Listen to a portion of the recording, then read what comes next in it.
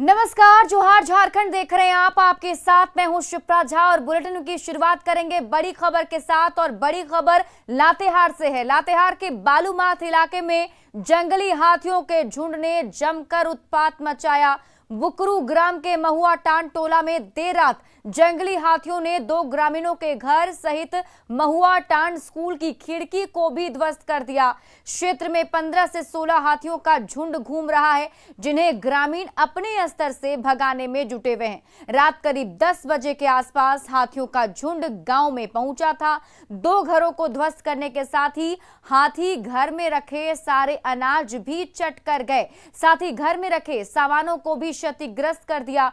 ग्रामीणों ने वन विभाग से मुआवजा देने के साथ ही हाथियों को भगाने की गुहार लगाई है। हाथी 15-16 वो झुंड में जो घर बर्बाद किए हैं, जो अनाज उनाज था उसको भी बर्बाद किए और घर भी 2-3 घर गिरा दिए हैं। तो उनके लिए हम वन विभाग से यही मांग करते हैं कि इनका जो मुआवजा बनता है वो दिलवावे, और जो यहाँ का व्यवस्था है वन विभाग से टॉर्च फटाका वो दिलवावे, और नहीं अगर वन विभाग एक्शन लेते हैं तो हम लोग आगे आंदोलन करेंगे। रांची में अवैध शराब के अब तक के सबसे बड़ी अवैध शराब फैक्ट्री का खुलासा पुलिस ने किया है। खेलगांव में चल रही ये फैक्ट्री कबाड़ी और कोल्ड ड्रिंक्स एजेंसी की आड़ में चल रही थी। इस काले कारोबार में पंजाब के माफिया के शामिल होने का भी खुलासा हुआ है। वहीं अब पुलिस पूरे नेक्सस के भंडाफोड़ में जुटी हुई है। रांची में अवैध शराब कारोबार का खुलासा, कबाड़ी और कोल्ड ड्रिंक्स की आड़ में कारोबार, काले खेल में पंजाब के शराब माफिया शामिल।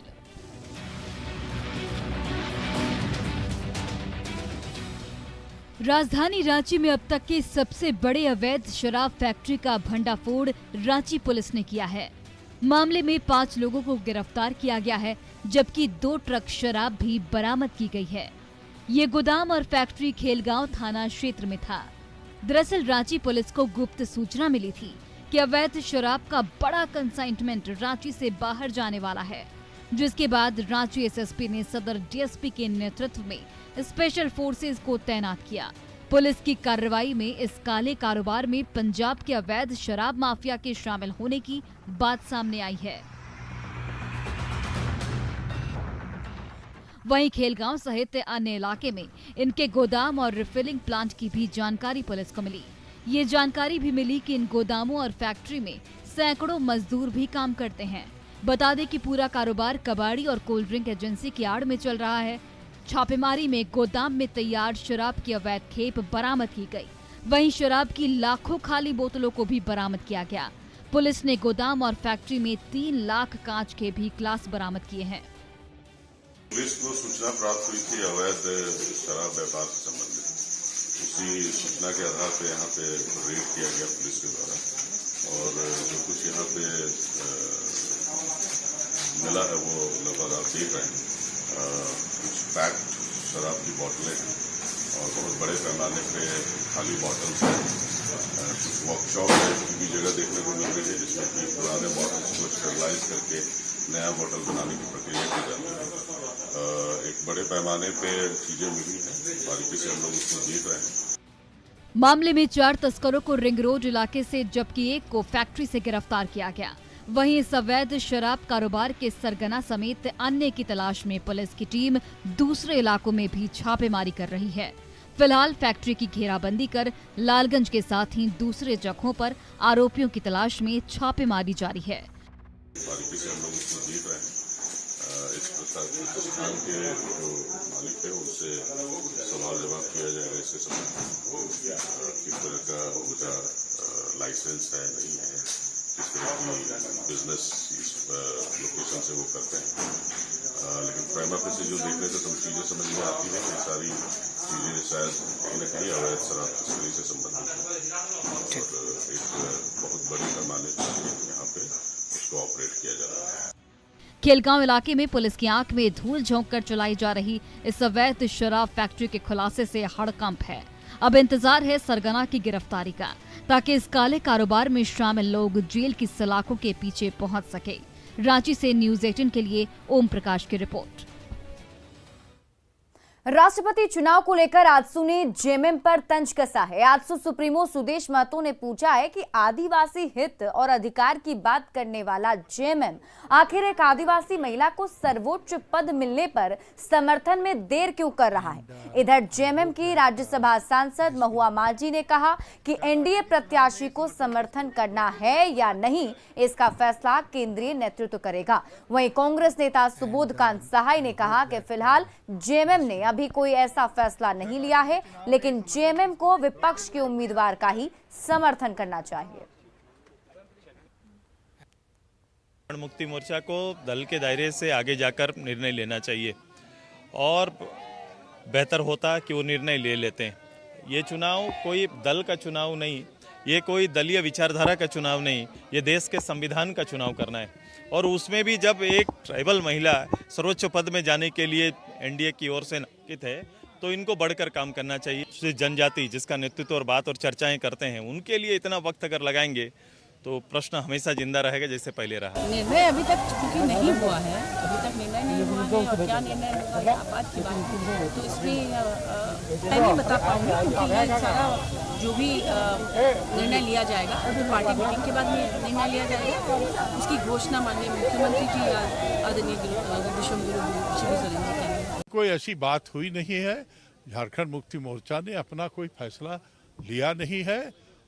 ये फैसला व्यक्ति पे है या फैसला विचार पे है, ये सब चीज़ें उनके सामने है। लेकिन हम छोटे सवालों पे हम इस सरकार से लड़ने में कमजोर नहीं होंगे।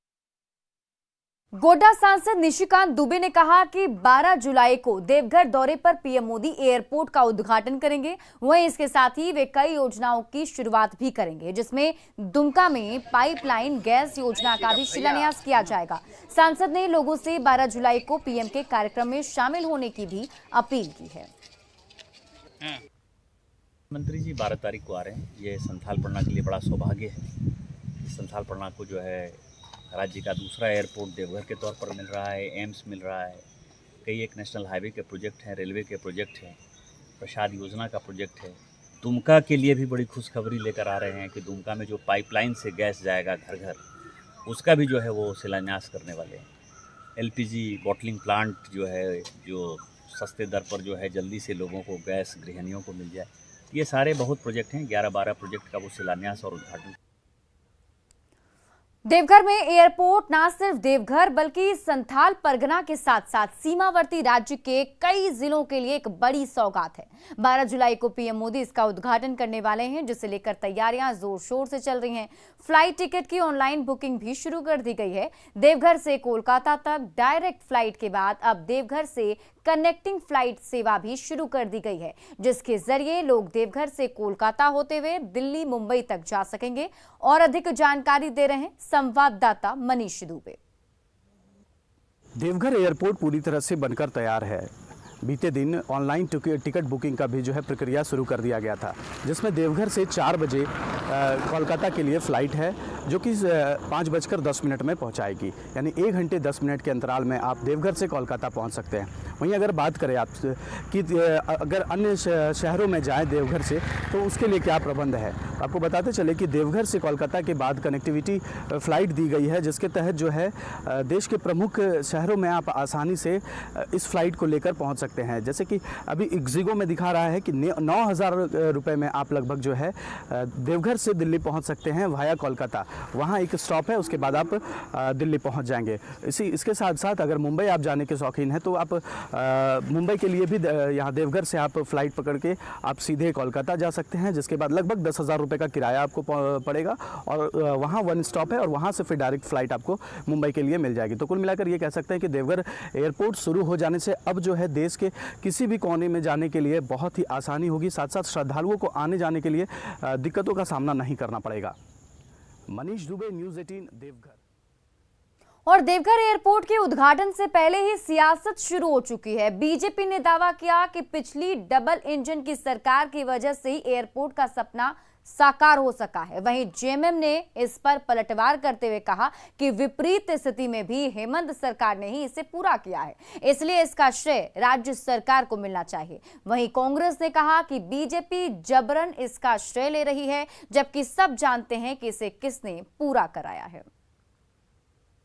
संभव इसलिए हुआ कि केंद्र में मोदी जी के नेतृत्व में सरकार थी, अन्यथा 70 सालों में तो कांग्रेस के सरकार में सब नहीं हुआ।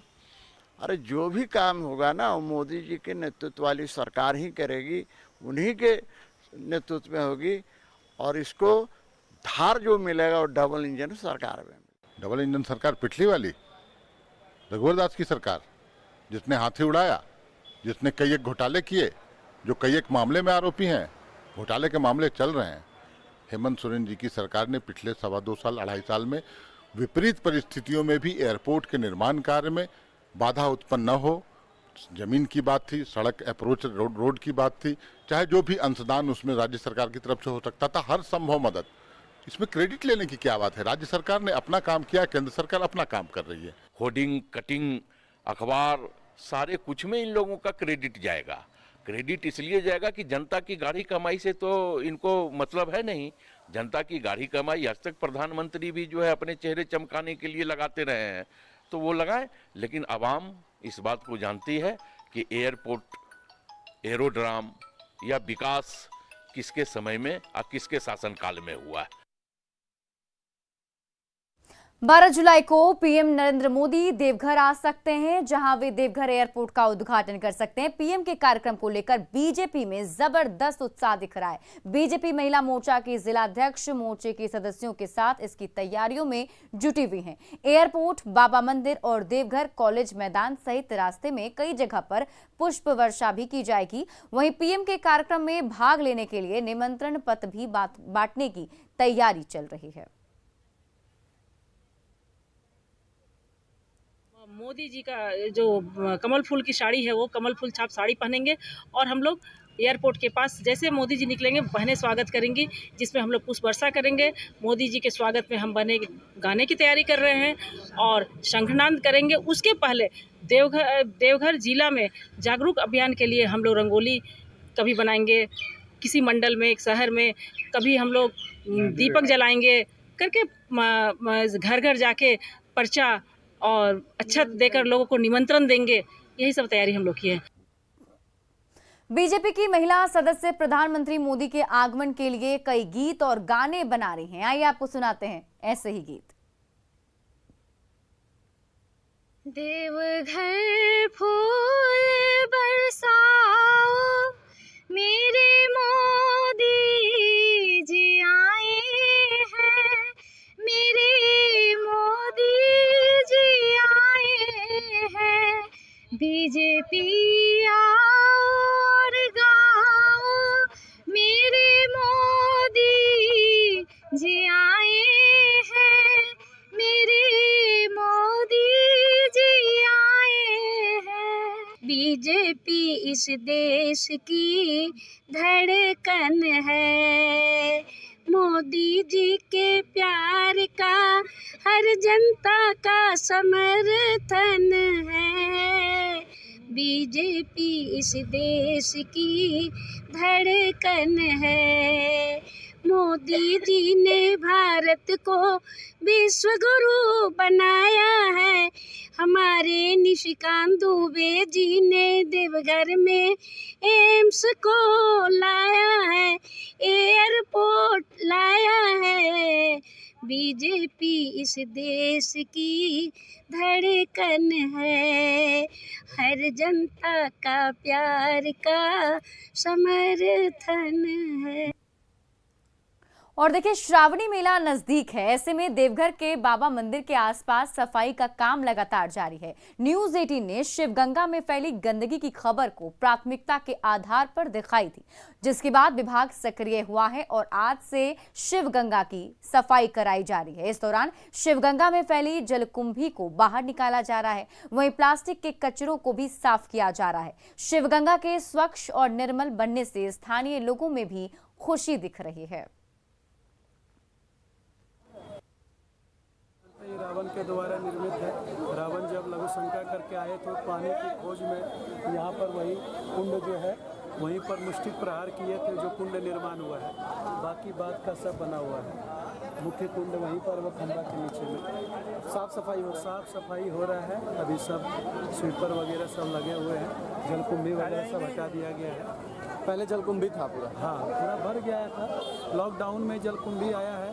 हाँ। उसके बाद सप्ताह 2 सप्ताह होता है, फिर निकल जाता है, उसको चौथे रहता है, फिर हो जाता है।